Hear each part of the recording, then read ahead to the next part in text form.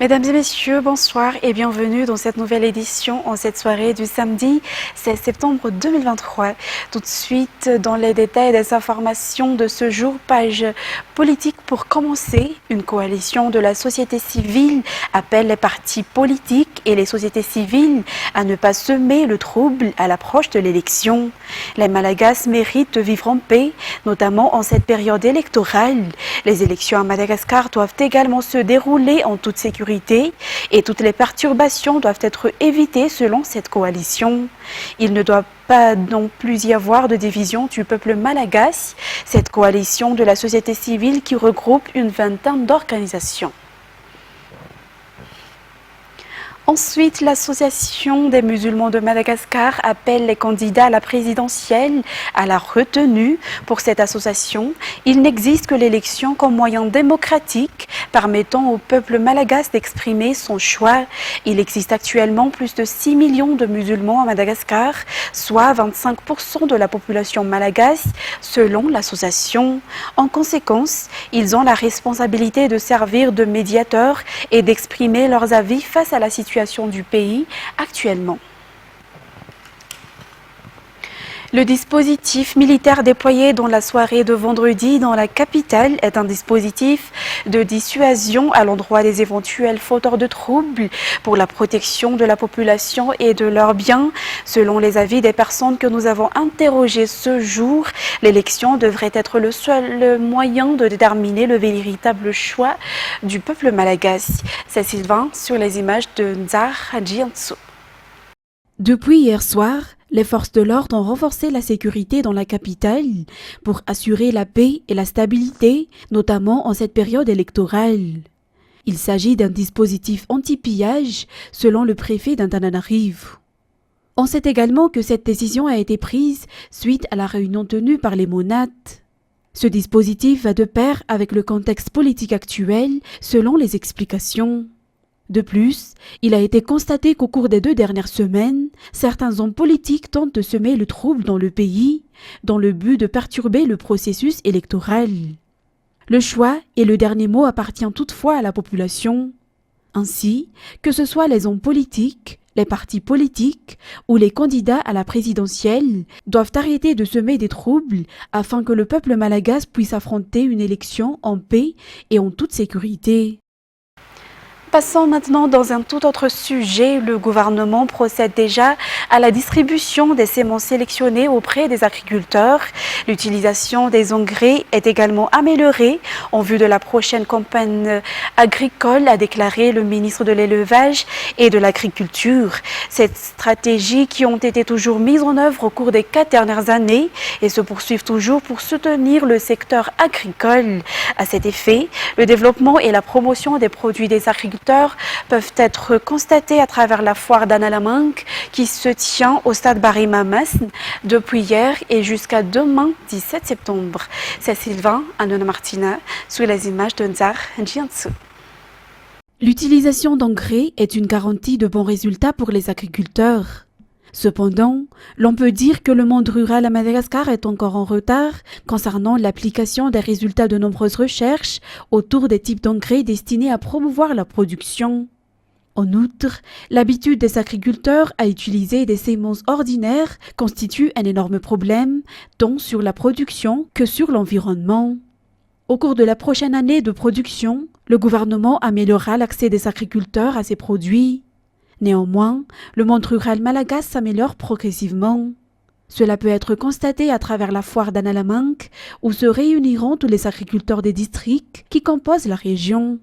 Une occasion pour ces derniers de faire connaître leurs produits. La première édition de la foire d'Annalamanque a débuté hier et se poursuivra jusqu'à demain 17 septembre au stade Barry Mamasn. 10 000 cartes foncières seront distribuées dans la région Fitvnan jusqu'à la fin de cette année, selon le directeur régional de l'aménagement du territoire et des services fonciers. Les communes qui disposent déjà d'un BIF ou Brau Ifutunnifananantan vont bénéficier en premier lieu. Selon les informations, cette distribution de cartes foncières dans la région Fitvnan entre dans le cadre du projet du ministère de l'aménagement du territoire et des services fonciers qui vise la distribution de de 2 millions de cartes foncières dans tout Madagascar. Reportage. Au total, 86 communes composent la région Fitfnan. 43 des 86 communes disposent déjà d'un PIF ou Brau Ifutenifananantani. Les communes qui disposent de ce bureau ont été les premières à bénéficier de cette distribution de cartes foncières pour la région Fitfnan. 10 000 cartes foncières vont être distribuées si le ministère de tutelle vise à distribuer 2 millions de cartes dans tout Madagascar. La distribution de ces cartes pour Fitfnan sera achevée d'ici la fin de cette année et les travaux sont actuellement en cours, a indiqué le directeur régional de l'aménagement du territoire et des services fonciers. Afin de pouvoir se rapprocher de la population dans cette question foncière, il y a aussi une porte ouverte organisée par la direction régionale de l'aménagement du territoire dans la région Fitfnan chaque premier vendredi du mois. Les sujets partagés avec le public lors de cette porte ouverte changent chaque mois. Et 80% des marins malagasy qui viennent de terminer leurs études sont actuellement au chômage.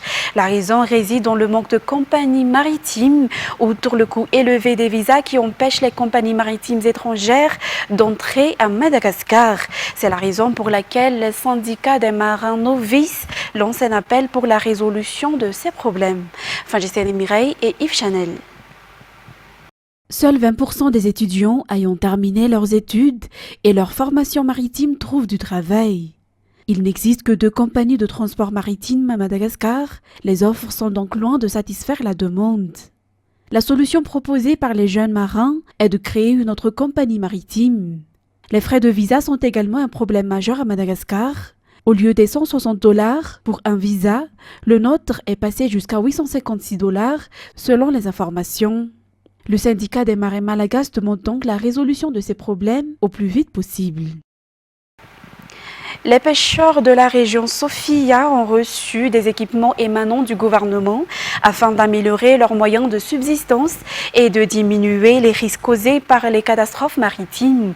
Il est espéré qu'un tel soutien du gouvernement apportera de bons résultats face à la production de la Fédération des pêcheurs dans cette localité, a déclaré le gouverneur de la région de Sofia.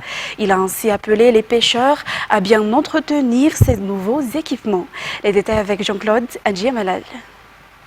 La plupart de la population de la région Sofia vivent de la pêche, mais les textes législatifs régissant ces pêcheurs manquent actuellement d'un cadre cohérent pour reconnaître les besoins des petits pêcheurs traditionnels et artisanaux, dont plusieurs centaines de milliers dépendent de la pêche pour leur subsistance et leurs revenus. Dans ce sens, afin d'aider les pêcheurs en mer de la région Sofia à promouvoir leurs moyens de subsistance, le gouvernement, à travers le ministère de la Pêche et de l'économie bleue, à travers le projet Soyofichtu, leur a remis de nombreux équipements tels que des gilets de sauvetage. La pêche, un métier difficile et à grand risque, c'est notamment la raison pour laquelle ces pêcheurs sont dans l'obligation d'utiliser de tels équipements, a déclaré le représentant des pêcheurs d'Ansui.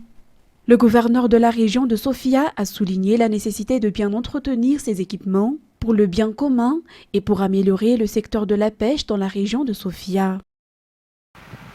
En ce qui concerne maintenant les actualités sportives, la participation des boxeurs malagasy aux Jeux des îles dernièrement est une grande honte tant pour les Malagasy que pour la fédération de boxe, ont déclaré les présidents des ligues régionales. C'est une première dans l'histoire de la boxe malagasy que plus de 10 athlètes de l'équipe nationale aient été mis KO sur le ring, affirme-t-il. La raison en est l'incompétence du président de la fédération et son équipe, selon les techniciens. Les détails toujours avec Jean-Claude Adjiamalal. Le boxe malagasy est complètement déshonoré en raison de l'incapacité du président de la fédération de cette discipline à bien gérer ses tâches, ont déclaré hier les techniciens et les présidents de nombreuses ligues régionales. L'ancien vice-président de la fédération de boxe l'a également confirmé. La fédération de boxe a déshonoré la boxe malagasy, ont-ils déclaré.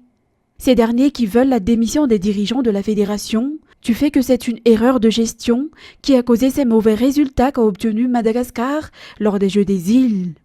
Ils lancent également un appel aux divers responsables à regarder de près cette situation. La tenue d'élections pour un nouveau président de la fédération est aussi nécessaire selon leur déclaration, car le mandat de la fédération actuelle a expiré en 2019. Place maintenant aux actualités internationales. Destination Libye. L'aide internationale destinée à la ville de Derna, ravagée par les inondations meurtrières, afflue samedi en Libye. Mais les espoirs de retrouver des survivants parmi les milliers de personnes portées disparues s'amenuisent 6 jours après la catastrophe. Reportage sur les images de France 24. On voit sur le tarmac de l'aéroport de Al-Abrak l'arrivée en continu de cette aide internationale. On vient de voir l'arrivée d'un avion égyptien. Sur cet avion, il y a un hôpital entier, un hôpital de campagne. Il y a aussi quelques heures avant, dans cette matinée, il y a un avion russe qui a débarqué ici. Donc tout le monde s'active pour pouvoir présenter ou offrir cette aide essentielle pour la population libyenne et surtout pour le gouvernement ici, le gouvernement de Haftar, qui est un peu dépassé par cette situation vu le manque des moyens. Donc l'aide arrive. Maintenant, il faut organiser l'arrivée de cette aide sur cette zone qui s'est rendue hyper difficile en ce moment vu les conditions après le passage de la tempête Daniel. On parle des milliers de disparus, des milliers de blessés qui se trouvent sur zone en ce moment et les secours s'activent pour arriver au plus vite sur zone. Ensuite, les villages reculés du Haut-Atlas ont été parmi les zones les plus durement touchées par le séisme qui a frappé le Maroc. Les maisons traditionnelles en terre cuite qui avaient peu de chances de résister aux fortes secousses se sont fissurées ou effondrées, causant la mort de nombreux habitants et laissant les survivants sans abri. Reportage sur les images de France 24. Une rare scène de joie dans le village de Tolkien avec l'arrivée d'un nouveau véhicule chargé de vivres pour cette population sinistrée. Nous avons apporté de l'aide, notamment des couvertures pour que les gens n'aient pas froid. Nous avons également apporté des vêtements pour les enfants. Cette veuve nous interpelle et nous invite à la suivre chez elle pour observer les dégâts causés par le tremblement de terre. Vivant seule, Yamna a eu la vie sauve grâce à l'intervention de ses voisins. J'étais ici en train de regarder la télévision et quand le tremblement de terre a eu lieu, j'ai essayé de sortir mais je n'ai pas pu ouvrir la porte. Si les voisins n'étaient pas venus l'ouvrir de l'extérieur, je serais restée coincée et je serais probablement morte.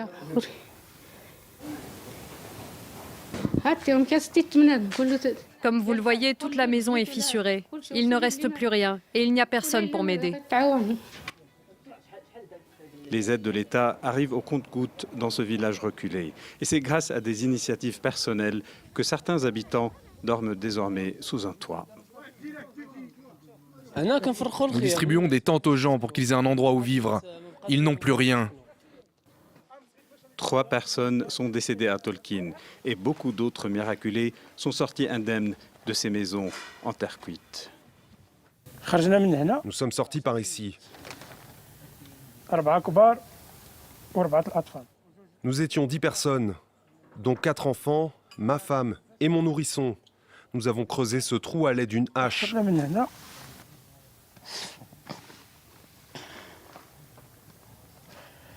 C'est par là que sont sortis les adultes et les enfants. J'étais le dernier. À l'image des autres habitants du village, Mohamed vit entre la peur de l'inconnu et l'attachement à la terre natale. Nous avons peur des intempéries. Quand il neige ici, la neige peut atteindre 1 mètre à 1,20 m. Il est difficile d'abandonner ses racines et son village natal. C'est ici que je suis né, que j'ai grandi, que je suis allé à l'école et que j'ai appris le Coran. Tolkien est un village parmi une centaine d'autres du Haut-Atlas à avoir subi de plein fouet le tremblement de terre. Pour l'heure, ses habitants dorment à l'extérieur sous des tentes. Mais toutes ces personnes sont rongées par l'inquiétude, celle de savoir quand et comment ils pourront reconstruire leur maison, surtout à l'approche de l'hiver et de ces températures négatives. Et pour cette 35e édition, le festival de photojournalisme Visa pour l'image casse ses propres codes et propose une exposition de photos d'amateurs issus des réseaux sociaux. Révolte en Iran, Tu ne meurs pas est un véritable travail de fact-checking mené par les journalistes du Monde, Ghazal Golshiri et Marie Soumala. Le 16 septembre marque la tragique date anniversaire de la mort de Mahsa Amini, figure de la révolte iranienne. France 24.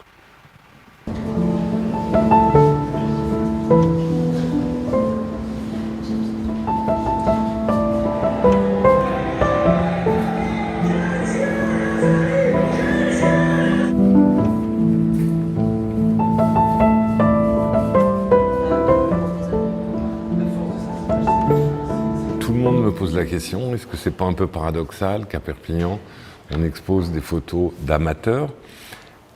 Ma réponse, elle est simple, c'est je ne pouvais pas exposer autre chose parce qu'il n'y a rien d'autre.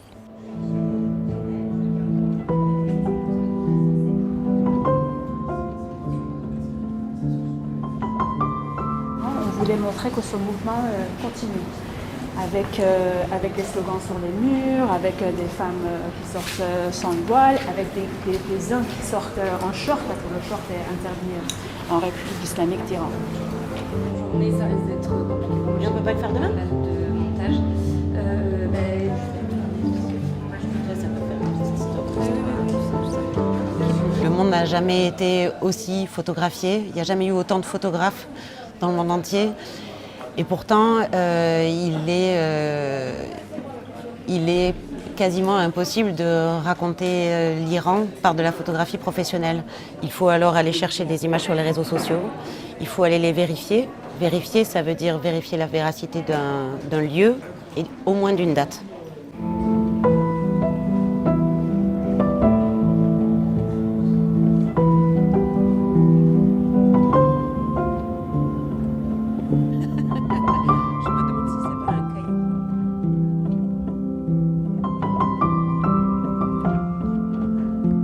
Le titre, c'est « Tu ne meurs pas » et c'est écrit en kurde. Les images que vous voyez à l'intérieur sont essentiellement les images de l'exposition et un petit peu plus. Donc il s'agissait de donner à voir les images des réseaux sociaux. La qualité en fait de l'image fait partie de l'histoire. Elles sont très très pixelisées. C'est tout le contexte, en fait, c'est tout le hors-champ qui font qu'elles sont encore plus importantes.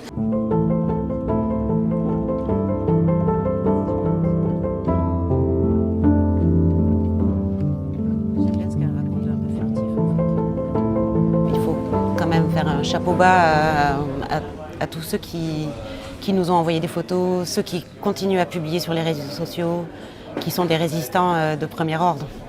Il y a une partie de militantisme dedans aussi, parce que si ces gens-là nous ont envoyé ces photos-là malgré les risques, c'est parce qu'ils veulent être les maîtres de leur histoire, et ils le sont. Ce ne sont pas des victimes. Ça, il ne faut jamais l'oublier.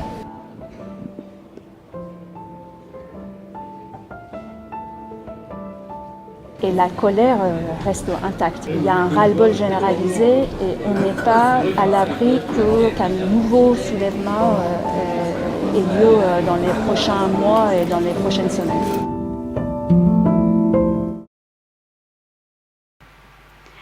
Mesdames et messieurs, cette édition touche à son terme. Nous vous remercions de l'avoir suivi jusqu'à la fin. Tout de suite après, vous allez suivre le film Indiana Jones. Quant à moi, je vous donne rendez-vous demain pour de nouvelles actualités. Au revoir.